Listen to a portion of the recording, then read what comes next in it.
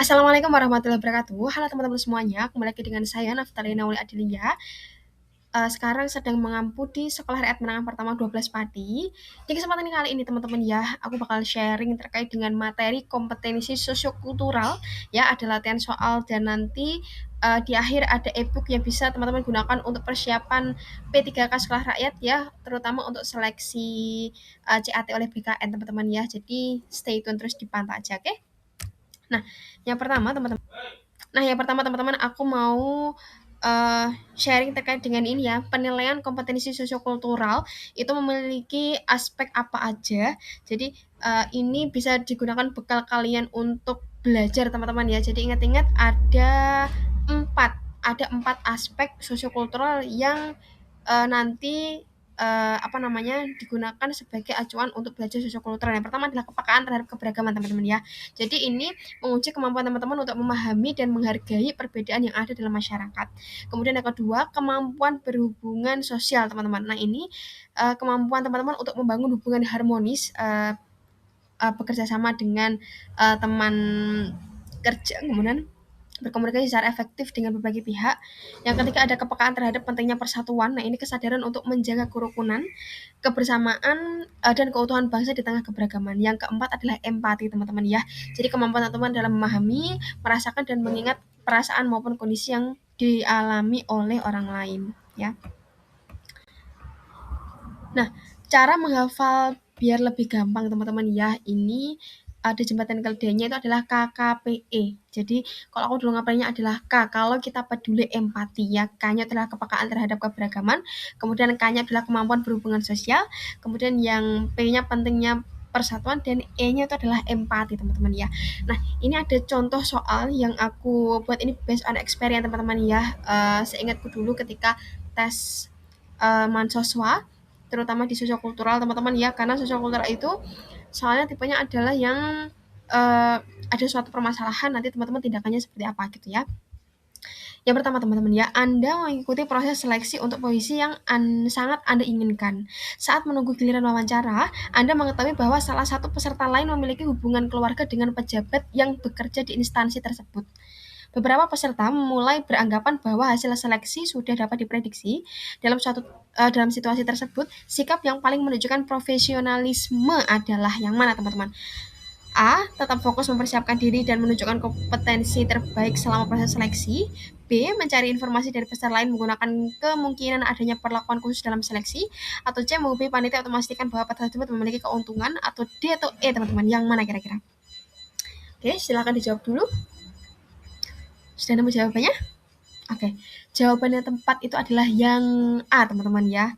Oke, meskipun teman-teman di sini sudah tahu bahwa mungkin salah satu peserta memiliki hubungan dengan orang dalam ya, tapi di sini kan karena teman-teman lebih fokus kepada menunjukkan profesionalisme atau profesionalitas teman-teman ya, atau potensi teman-teman, maka teman-teman di sini tetap fokus aja mempersiapkan diri sebaik mungkin ya, dan menunjukkan bahwa kompetensi terbaik selama proses seleksi itu didasarkan pada kemampuan dan potensi diri sendiri teman-teman ya. Jadi jawaban tempat nomor satu adalah yang A. Oke, benar teman-teman jawabannya.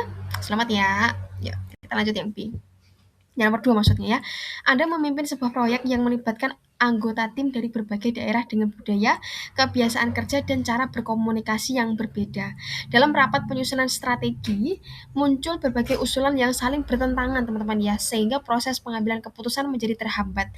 Agar proyek tetap berjalan efektif sekaligus menjaga keharmonisan tim, Anda sebaiknya, nah, ingat-ingat teman-teman ya, tindakan nyata dan positif kira-kira yang mana dan tidak merugikan orang lain, pilih jawaban dengan poin tinggi teman-teman. Yang mana kira-kira?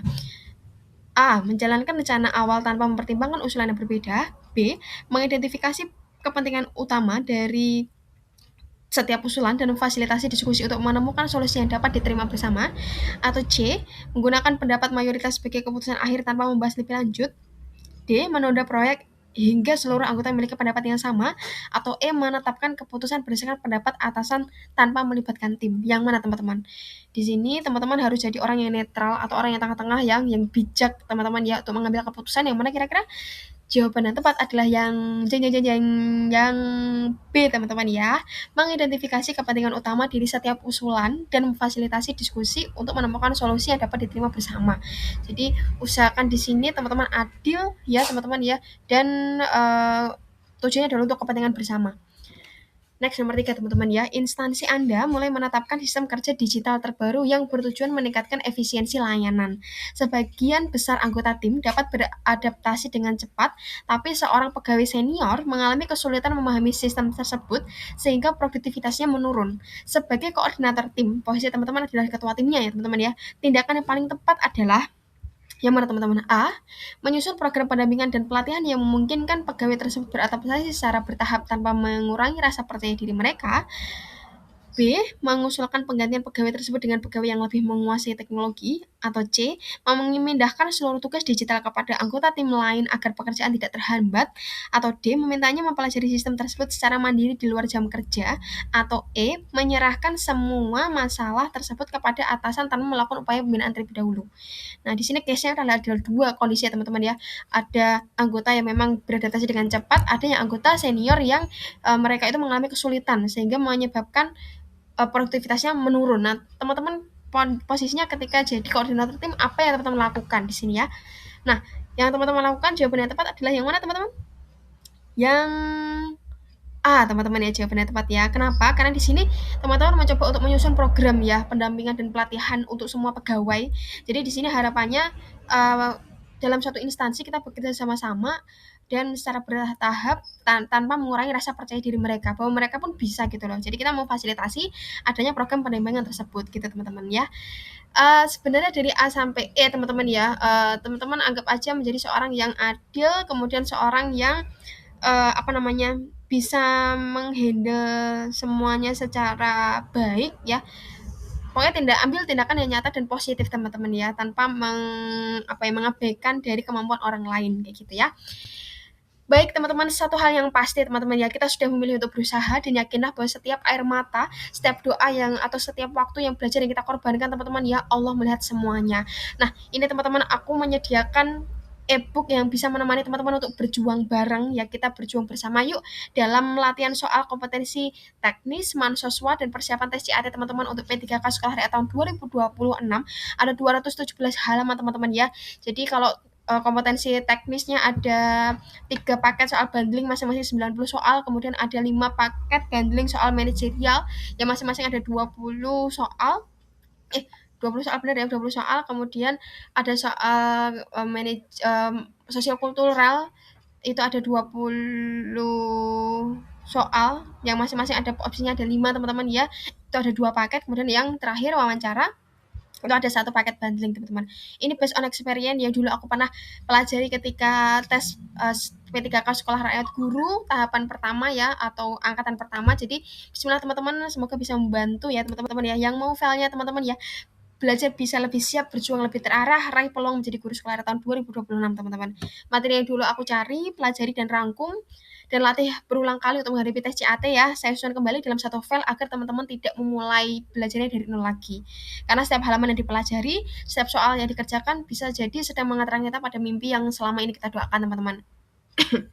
Yang mau filenya, klik aja di link Instagram bio aku naftalina_29 atau ketik aja di https itu ya teman-teman ya, yang ada link ID-nya ya, atau klik aja di deskripsi di YouTube ini udah aku sertakan juga. Yang mau filenya langsung aja payment dan semangat teman-teman, semoga apa yang teman-teman ikhtiarkan semoga dimenangkan dan dimudahkan oleh Allah. Terima kasih teman-teman.